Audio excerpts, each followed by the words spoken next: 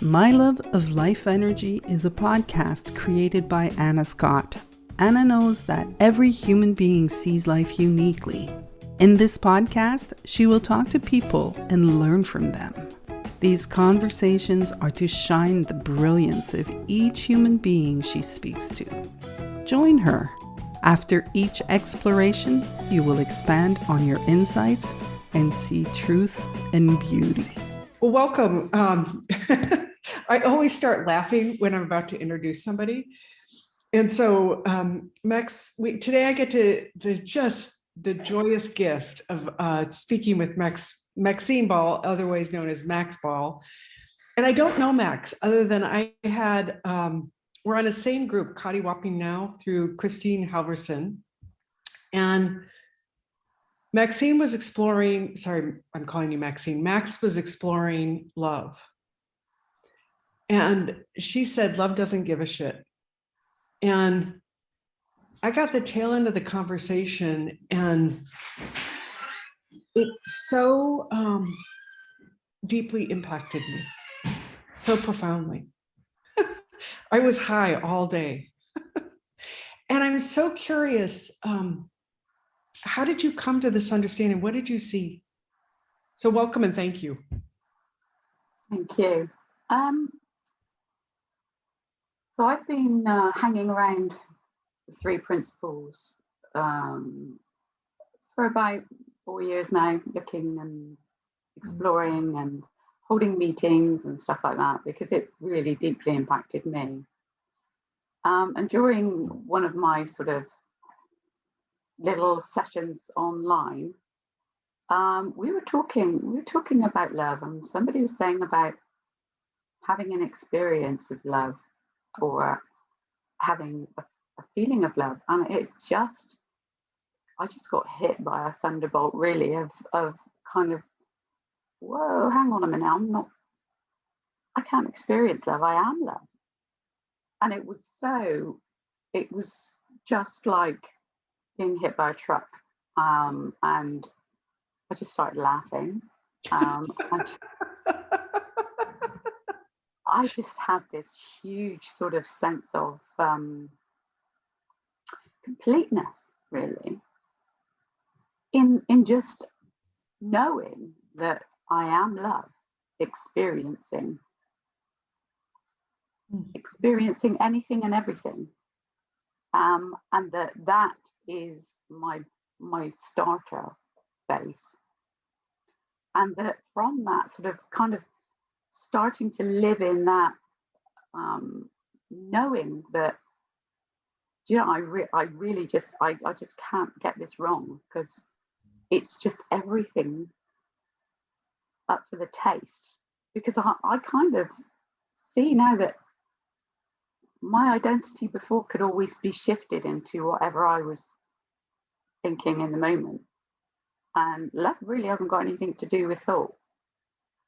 Whereas that was always, if I'm thinking lovely things, then I'm experiencing love and feeling love. And then I was just like, hang on, love is just so unconditional and so complete, kind of like that bedrock of how we see God, or previously sort of understanding how God is, that he is unconditional love. And then that kind of sense of, well, that's me. And that's always what I'm rooted in. And then love just experiences on top of that. But it really comes from that place of when you kind of just feel that you don't really get it wrong, and you don't really give a damn about what the experience is, because it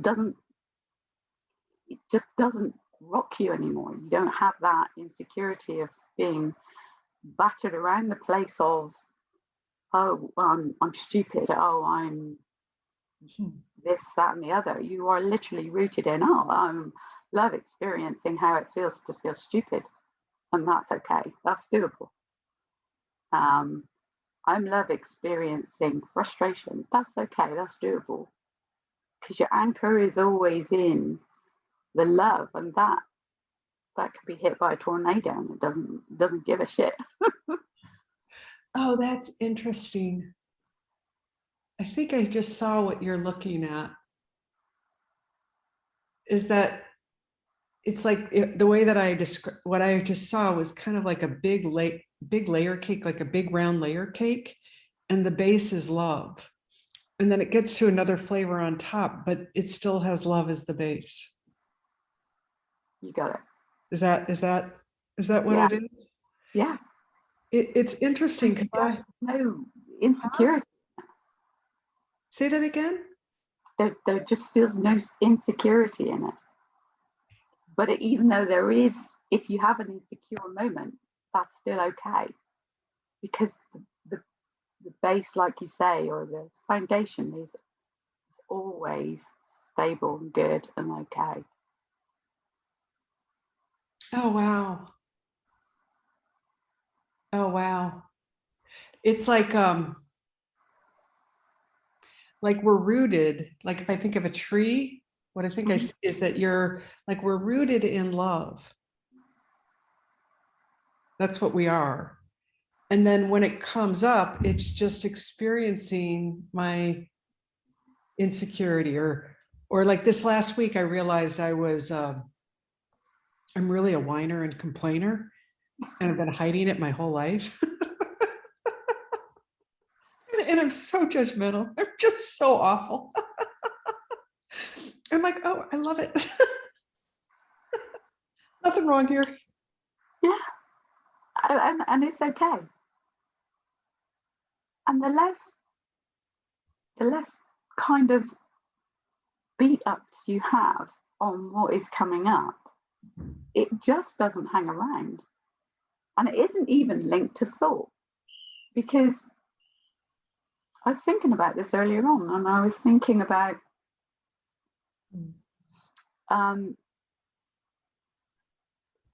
thought doesn't affect love. It doesn't affect the root. It doesn't. It's like, like you said with the tree, with the roots, and a hurricane can come and just, the tree just goes with it. And now I don't fight what's coming. I just, okay, all right, so this is okay. I'm feeling crappy at the moment, and that's okay. There's a lot more kindness, a lot more ease to life when you're not trying to be, either get rid of your thinking, or trying to be good, or trying to be nice, or it actually just wells up out of a place of it's okayness. And just the ease. I just get this feeling of ease from you. Like, just, it's so simple because there's nothing to do.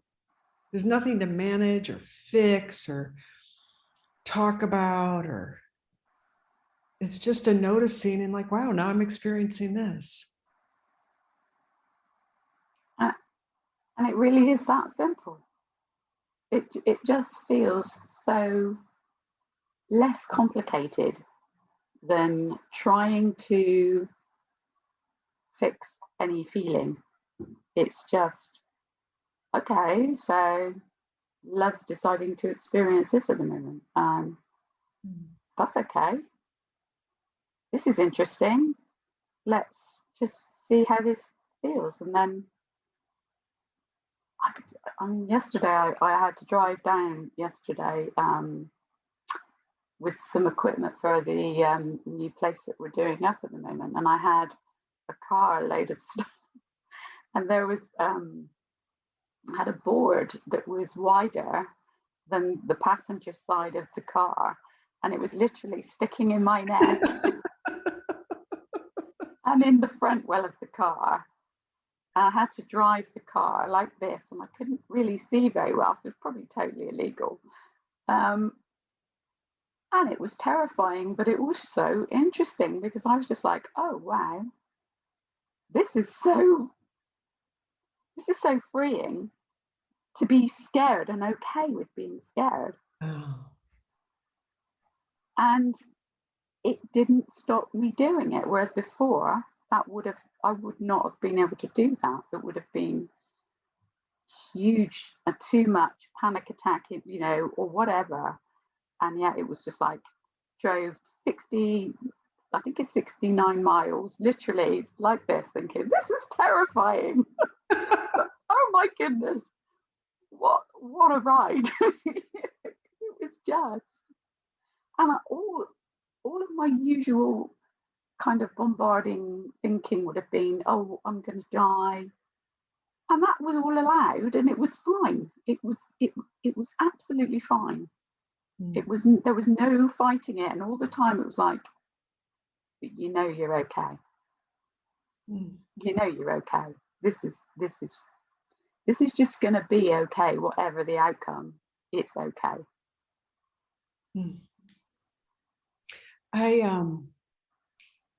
After we talked, I saw that you couldn't get it wrong, but you also can't get it right. Like there's no, like, because you're just okay no matter what. Like, so you could just try and see. It is, and I know, a few there was a few comments last week, a few people that were sort of, oh, but won't that allow you to be bad and kind of be, that's not okay to be bad. But actually, you don't really find bad being a thing, if that makes any sense. So when you're not in that place of fear and all the time beating yourself up and judging yourself and thinking that you should be other than what you are, your tendency is to actually not have those things come up anyway. Well, it's interesting. I mean, this is this is such a stupid example. This morning when I was getting ready, I could feel all my harsh judgmental thinking, and I was fine with it. And I just saw it wasn't of use. Like that love thing, it just doesn't occur to me to be that way, to act out of it, which I found interesting. I mean, I was allowing it, but I just was like, yeah, it's not use. I mean, not even that. It's like it didn't want to go anywhere. Like there was no energy in it. I think that's it. There was no energy in it. It was just these clouds going by. Yeah. So that you don't have the harshness of your beat ups and your put downs and your, I'm a horrible person stuff going on. You're like, I'm love. Yeah. I can't be harsh on love, or I'm just love, experiencing whatever wants to come up in the moment, and that's perfectly okay with love. So it's got to be okay. What's so interesting, what you just said. Because I'm always interested in the energy of something. There was no energy in it, and because of the presence of love, it's like I knew that wasn't the truth. And it was okay just to be there. It's all made up. Oh my God.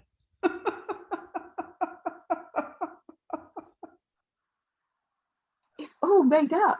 And it's just love having an experience of whatever it wants to have in the moment.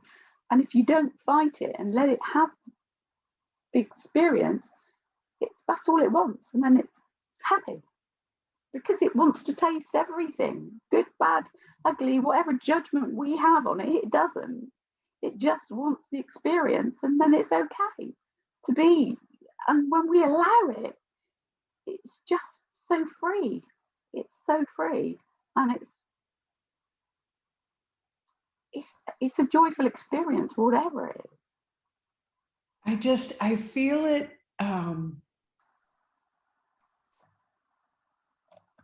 It feels like a river that gets to run rather than damming it. Exactly. Yeah. It's like the energy just gets to be what it is in the moment without Yeah. any constraints. Because it really doesn't give a damn. It doesn't give a damn, literally. No pun intended or pun intended. That just came right off. We put the dams in with thinking that, you know, there is something other than what is to be, you know, put right by us. And we have, you know,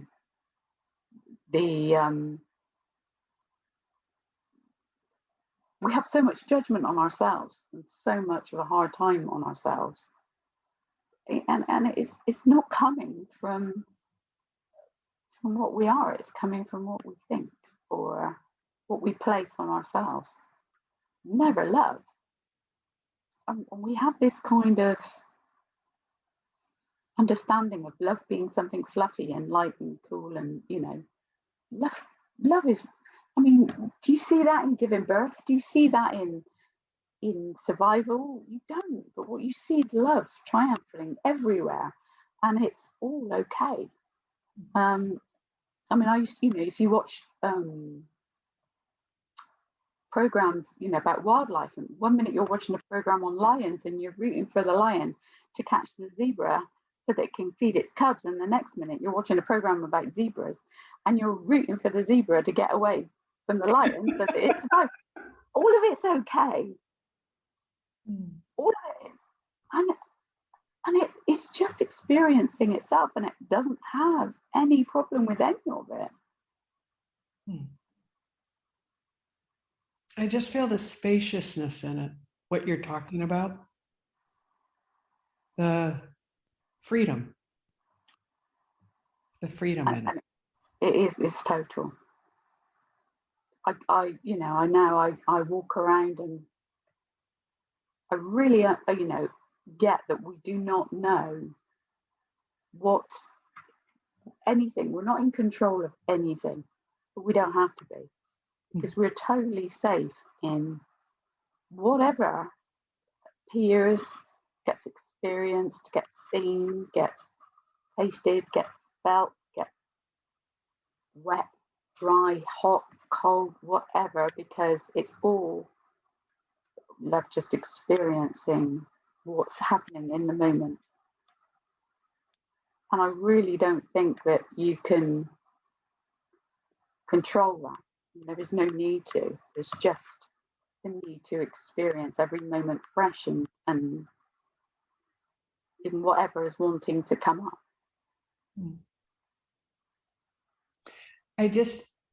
Have you found that you've had more energy since you've had this insight?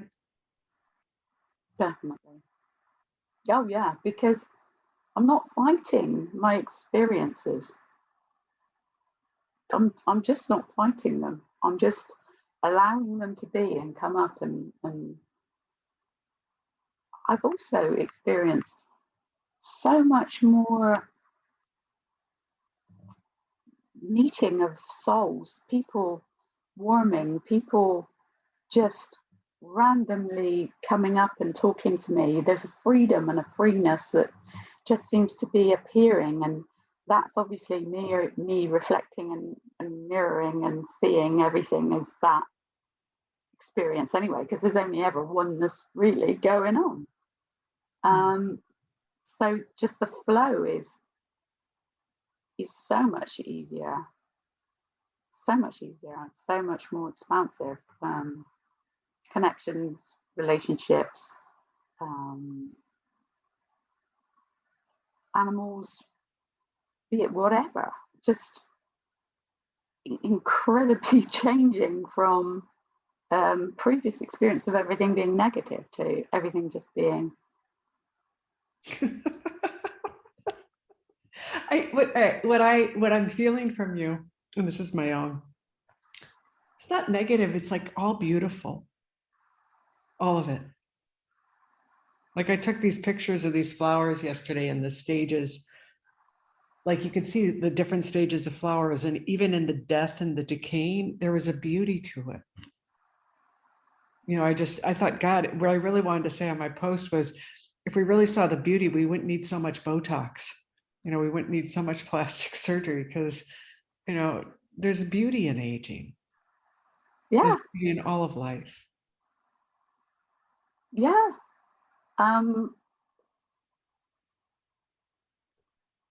Every little bit of it. Even, I mean, my granddaughter came on Saturday and just threw up everywhere because she was jumping around too much water.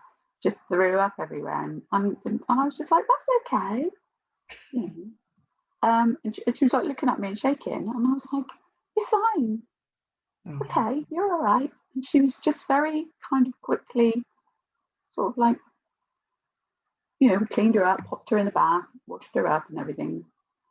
And you know, she's very, very settled very quickly, and you know, it was sort of, it's all okay. Which used to, I would have, you know, been sort of so upset or worried or anything, other than just, it's okay. You know, it's just okay. There's no problem here.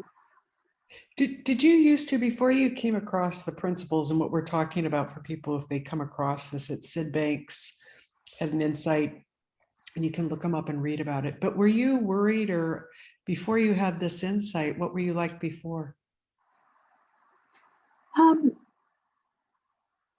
I was always trying to fix that wasn't broken.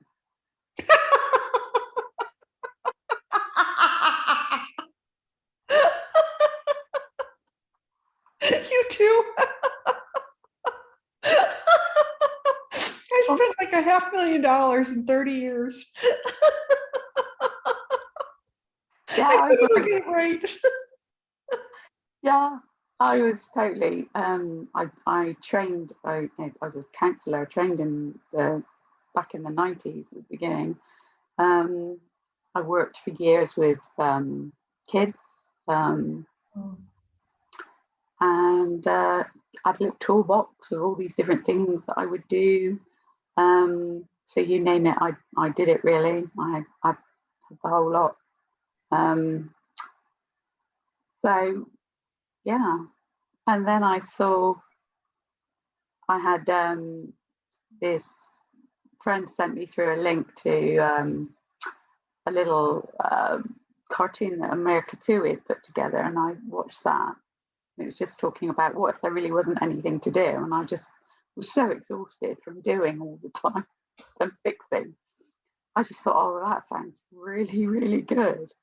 And the video rolled on, and it went to a Michael Neal podcast, and he was chatting to somebody. He was interviewing him, and he just said the line. I think he was talking about his suicidal thinking all the time when he was young, and then he had that insight after being sucked out of the window by a vacuum cleaner.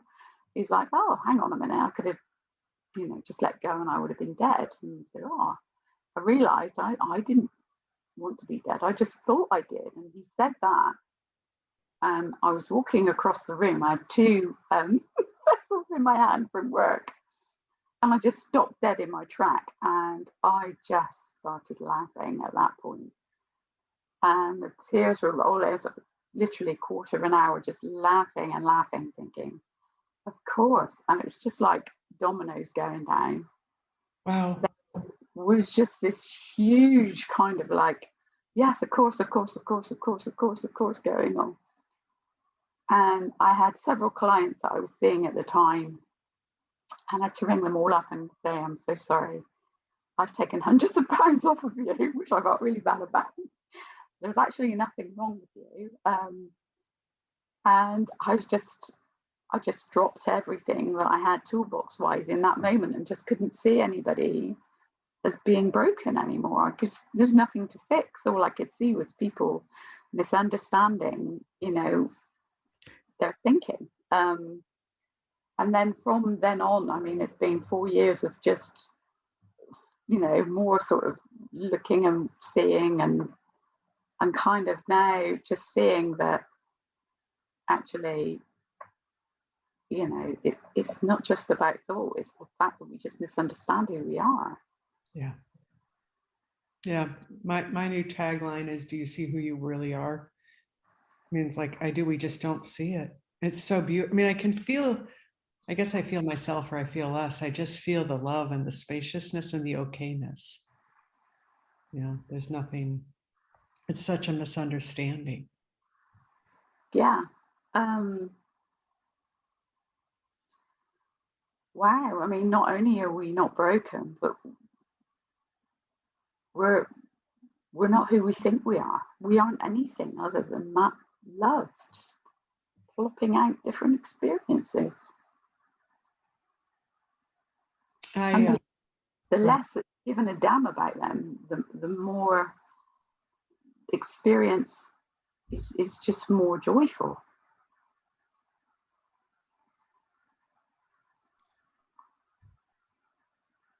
It's interesting. I yesterday had this experience where I realized that I'd been running from loneliness my whole life. And I never wanted to feel lonely. Like it was like the cardinal sin. You can't be sad, you can't whine. That's why, suppress. And I finally felt it. And it felt like the needle and thread that connected every human being in humanity. Because I couldn't ever figure out why I never felt oneness. And it was through the lack of like the separation that I could then feel everything. And it was so beautiful, just so tender to feel the loneliness, the thing I'd been running away my whole life from, and to really feel it, because there was nothing wrong. Just knowing that I was okay feeling it. And maybe that's what started all this off in the first place. I mean, if love was wanting to experience itself. Yeah. Say more. Well, if there's only one thing, and that doesn't experience, then it's lonely.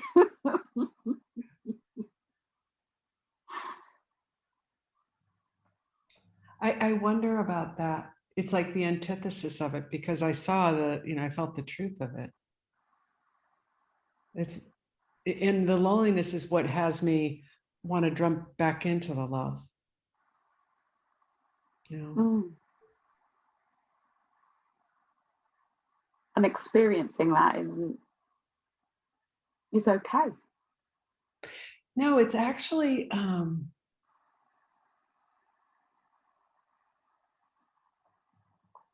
I think that there's an intelligence in everything we feel. It reminded me of like a cove that I go into, and then it's like a ship that goes into the cove, and then it pushes me out into the ocean if I just allow it. Like it automatically pulls me back into the harbor or to the ocean. Like it has its own intelligence if I really feel it.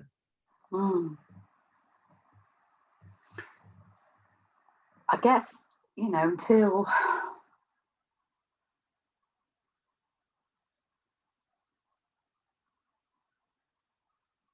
I don't think there's ever any ending. I don't think, love is always just re-experiencing itself until it's allowed.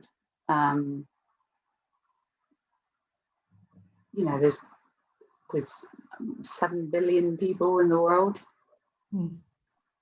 or one, experiencing what every little thing is like to be experienced. So right now there's one that's experiencing being a Palestinian and one experiencing being an Israeli. And there's one that's experiencing everything, and that is all okay. Because it has to be. And it's got to be rooted in love.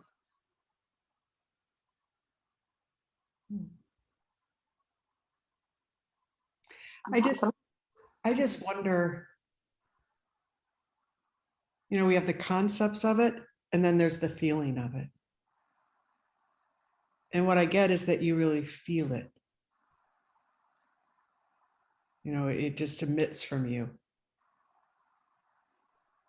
And that's the invitation. It's just to feel it. All of it. Every last little thing. Mm. And know that you're okay. No, you know, that it's been a lifetime of running away from it. Yeah. And then coming face to face with it and not running anymore. Yeah. My biggest fear. I mean, I was 13 years ago now. I actually took an overdose. It was, you know, pretty bad. Because I was so afraid of that I thought I was. I'd been running all my life from this belief that I was a horrible, nasty being that I had a fear of and a belief in. And then I was faced with that, with an ex-husband who just turned.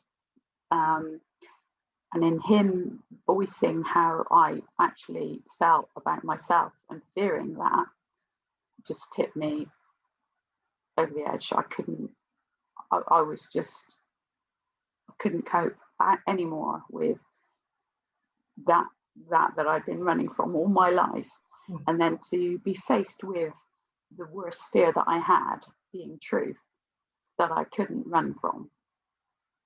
Because I'd been trying, I was people pleasing, I was running ragged, trying to be perfect, good, nice, kind, all those things that I was lumping on, you know, that I didn't think I was. And that, you know, I just couldn't cope with that at all. So now, to get to this place where... Oh, wow. Oh, God.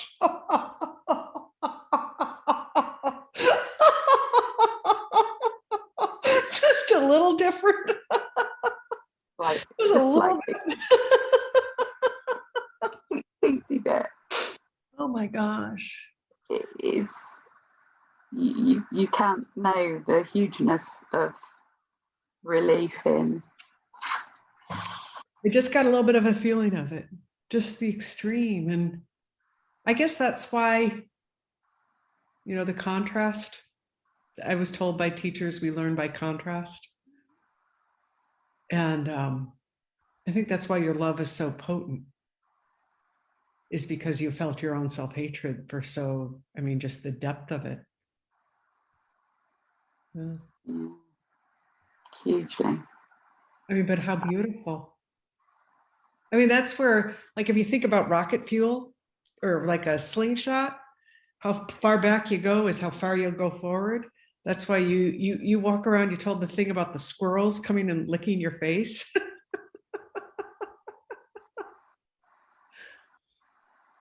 It's the Labradors now. I've got to watch for them because they'll literally take you off your feet. So if I see a Labrador coming, I anchor myself real quick because I know I'm going over if I don't. Oh my gosh. Oh, it's fabulous. I can't thank you enough for sharing that experience, because it's like we're this whole experience in humanity.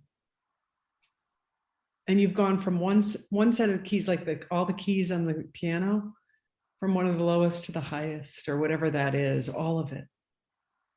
And if we're not afraid of it, what's possible? I wasn't afraid to die. I thought that I was going, and I was relieved for it at the time. I was pretty annoyed when I didn't. I was so peed off, I can't tell you. But oh my goodness, am I glad I've got a second chance, and also just absolutely I totally have no fear of, when it's your time, it's your time. I'm really not bothered about, and that takes the brakes off of life so much. When you really kind of get to grips with your own, sort of, well, there's nothing I can do to hurry up my process. It's gonna happen when it's gonna happen, and I really don't care, because right now it's just living it to the full, and there is no fear. No, it's all a gift. If it's not your time, even if you try, it's not going to happen because it's not your time. Trust me, I tried. Wow. Oh, Max, we're coming to the end, and I don't want it to end. I can't thank you enough. I really am so grateful for this conversation. And I hope if one person's listened to this, that they see that they're okay, because that was my biggest insight. Is I worked for 30 years thinking there was something wrong with me, and then I saw that I was okay, no matter what. Precious. Yeah, and it all from love, the foundation of love. So if people want to find you, or what do you want people to know about you in the sense of websites, looking for anything?